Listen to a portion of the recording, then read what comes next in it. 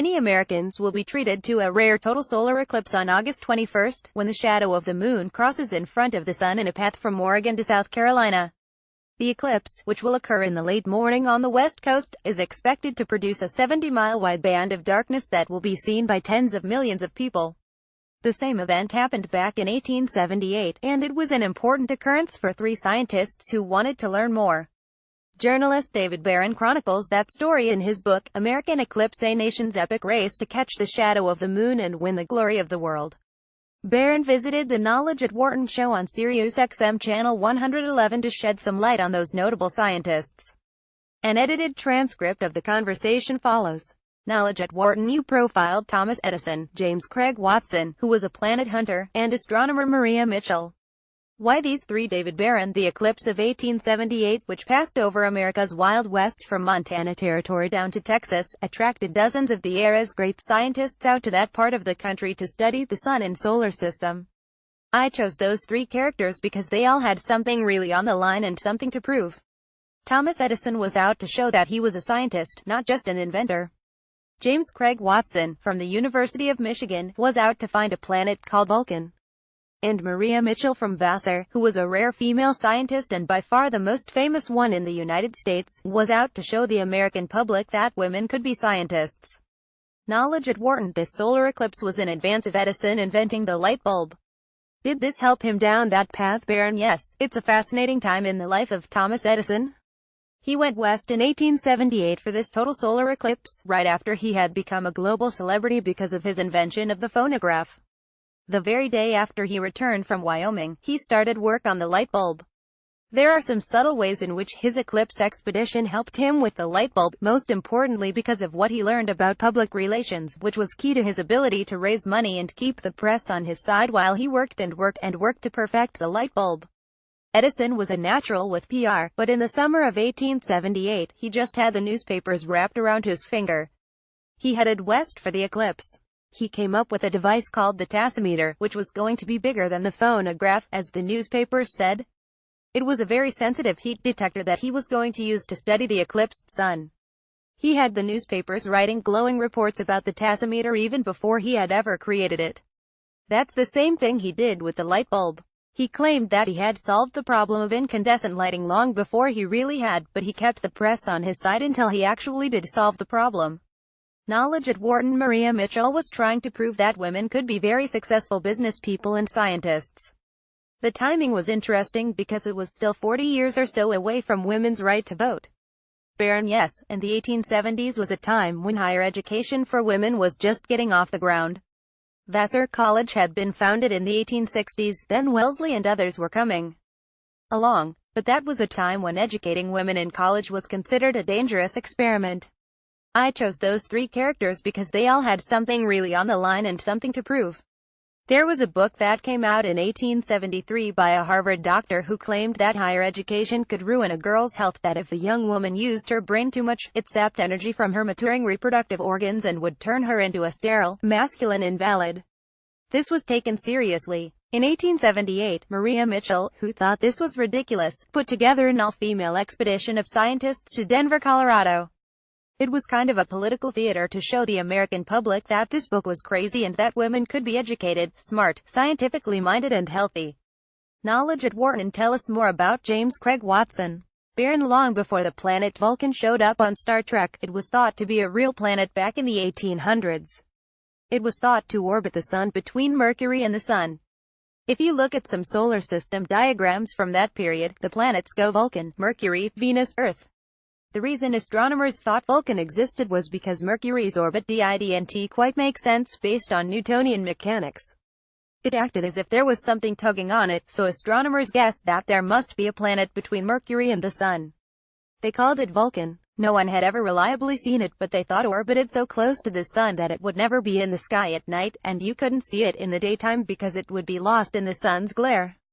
However, during a total eclipse, when the moon blocks the bright surface of the sun, enabling you to look right around the sun, you might be able to catch a glimpse of Vulcan. James Craig Watson, who had made a reputation for himself by finding asteroids, was determined to find Vulcan during the eclipse of 1878. Knowledge at Wharton. How long in advance was it known that this solar eclipse was actually going to occur? Baron, it was known decades beforehand, probably even a century beforehand. By the 1800s, astronomers knew how to predict eclipses with great accuracy. They might not be able to map the path of the total eclipse down to a couple of miles until maybe a few years beforehand, but they knew the eclipse was coming long in advance. Knowledge at Wharton. We mention what happened with Thomas Edison. What happened with Watson and Mitchell post-eclipse? Baron, during the eclipse, James Craig Watson convinced himself that he actually found the planet Vulcan. That was the big headline to come out of the eclipse of 1878. In fact, Americans were very proud that one of their own, an American astronomer, had found this planet that astronomers had been looking for so long. After the eclipse, trying to find Vulcan, it was his ultimate downfall. As for Maria Mitchell, she went on and continued to push for women's higher education and women in science. She was getting on in years, however. This was sort of the very end of her career, but she left her mark. A whole generation of female scientists came along after her, those who were educated by her, and those who were educated by her former students. She really left her mark on opening the doors to science for women. Knowledge at Wharton. This was an important time for scientists in the United States, correct, Baron? Absolutely. That's one of the reasons I call my book American Eclipse. It wasn't just because the eclipse took place in the United States, but because America really embraced this eclipse as its chance to show the world what we could do in science. By 1878, the United States had definitely emerged on the global stage as an industrial power. We were being taken very seriously economically. But intellectually, Europe looked down on us. Europe was where most of the world's respectable literature and art and music and architecture came from, and Europe was the center of science. There were Europeans who thought that the United States would never compete in any significant way when it came to science. But there was a small band of American astronomers and other scientists who were determined to show Europe that we could compete.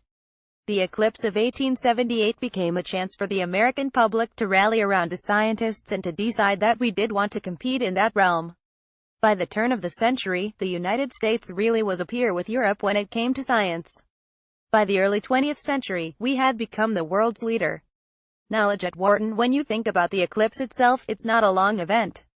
But getting the information and gathering it and taking it forward is really the groundbreaking part. Baron, that's the thing about a total solar eclipse. I am an eclipse chaser myself.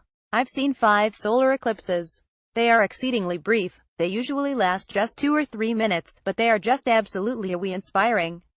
So here I was writing a book about an event that lasted 3 minutes in 1878, but that was a really important 3 minutes. Astronomers planned for literally years, put together their expeditions over the course of months, traveled for days or weeks to get out to the west, and it all came down to 3 minutes of observation. Knowledge at Wharton. Let's talk about what's going to happen with the eclipse on August 21st. Baron, solar eclipses are not that rare, but total solar eclipses are very rare for any given point on Earth. This will be the first time in 38 years that a total solar eclipse has been visible from anywhere in the 48 lower United States. And it will be the first time in 99 years that total solar eclipse will cross the country coast to coast.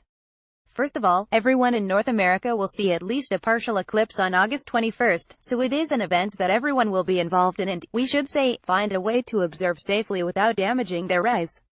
For those in what's called the path of totality, which is 70 miles wide and goes from Oregon to South Carolina, for up to 2 minutes 40 seconds, the eclipse will be total. A total solar eclipse is a fundamentally different experience from a partial eclipse. During the total eclipse, it will go dark in the middle of the day. Bright stars and planets will come out, and during the total eclipse it actually is safe to look at the sun with the naked eye. You will see a sun like none you've seen before. It's just the most glorious sight in the heavens. You'll see the sun's outer atmosphere, which is called the solar corona, its crown. And that's what it looks like, a shimmering golden crown in the heavens. The partial eclipse will last for several hours, depending on where you are. You'll want to observe it safely. The best way to do it is to get yourself a pair of eclipse glasses. They don't have to be very expensive. With them, you can actually look at the sun safely and see the sun turn into a crescent, and then become its normal sun again. Knowledge at Wharton. Where will you be, Baron? I will be in Jackson, Wyoming, which is in the path of totality. In Jackson, at about 11:35 a.m., the sun will completely go away, and we'll be able to look up in the sky and see the planets and stars. A total solar eclipse is a fundamentally different experience from a partial eclipse. Knowledge at Wharton in 1878 was there was a bit of a feeding frenzy in the scientific community because of this event barren yes. Again, because a total eclipse was very rare for any given point on Earth.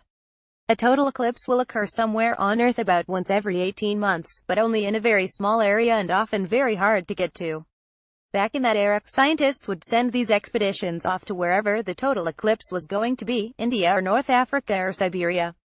But it was pretty rare to have one in our own backyard. So even though it was only 3 minutes, it was a feeding frenzy. It was an opportunity no one wanted to miss out on. Knowledge at Wharton. The sense I got with Maria Mitchell is that her goal wasn't necessarily the learning off of the eclipse itself. It was a proving ground for women and for what they could do. Barron absolutely, yes. She was really trying to change people's minds, more than trying to discover something in the sun or solar system. But then you could say the same about Edison. He was trying to conduct a study of the sun, but everything he did was involved with public relations. This was an opportunity to bolster his reputation not only as an inventor, but as a scientist, as someone to be taken seriously beyond just tinkering in the laboratory. Knowledge at Wharton. What happened in Texas with the eclipse barren? I mostly in my book focus on what happened in Colorado and Wyoming, where people knew the eclipse was coming and were excited about it. However, I do open my book with quite a dramatic story of what happened in Texas, where a lot of people didn't know it was coming. They were out in their farm fields in the middle of the afternoon and looked up in the sky, and suddenly the sun was gone. It had been replaced by this shimmering crown in the heavens. They were, understandably, absolutely terrified. Many were convinced it was Judgment Day and this was Christ returning. One father, unfortunately, took it very seriously and decided he was not going to stick around for the apocalypse and decided he was going to go to the other side as quickly as possible and take his son with him. He killed his son with an axe, and then he took a razor to his own throat. This was not ancient times. In 1878, people were still terrified by eclipses. At least some were. Knowledge at Wharton. How much do you think we can learn from eclipses these days? Barron. A lot of science will be going on during the August 21st eclipse. There are still studies to be done of the solar corona that can be done best during a total eclipse. There are going to be some citizen science experiments where members of the general public are being asked to take pictures and videos. There's one called the Eclipse Mega Movie Project, where you sign up and download an app onto your smartphone. If you're in the path of totality and take pictures or videos with your smartphone, those will be uploaded and combined into a continuous movie of the eclipse that will be constructed to see what the solar corona did during the hour and a half that it will take for the moon's shadow to move from Oregon to South Carolina.